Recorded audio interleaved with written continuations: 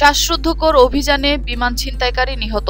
বাংলাদেশ বিমানে একটি বিমান ছিনতাই করার চেষ্টা সন্দেহভাজন ছিনতাইকারী শ্বাসরুদ্ধকর এক কমান্ডো অভিযানে নিহত হয়েছে। নিহত ছিনতাইকারীর নাম মাহাদি বলে জানা গেছে।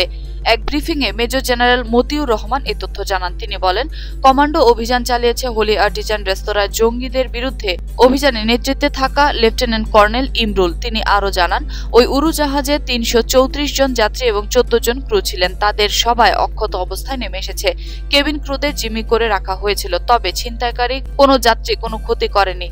তবে এর আগে ছিনতাইকারীকে আটক করা হয়েছে বলে জানিয়েছিলেন চট্টগ্রাম মেট্রোপলিটন পুলিশের কমিশনার মাহবুব রহমান। তিনি বলেছিলেন, সংকটের সমাধান হয়ে গেছে। গুলিবিদ্ধ একজনকে আটক করা হয়েছে। তার নাম এবং পরিচয় জানার চেষ্টা চলছে। সূত্রে জানা যায়, বিজি ১৪৭ নং ফ্লাইটটি ঢাকা থেকে চট্টগ্রাম হয়ে দুবাই যাওয়ার কথা ছিল। ৩:৩০টায় ঢাকা থেকে ছেড়ে আসা চট্টগ্রামে আসার পথে এক বা একাধিক হাইজ্যাকার পিস্তল হাতে ককপিটে প্রবেশ করার চেষ্টা করে। এই সময় পাইলট ও কেবিন ক্রুরা বিকেল ৫টা ৪০ মিনিটের দিকে ফ্লাইটটি জরুরিভাবে শাহ আমানত বিমানবন্দরে অবতরণ করান।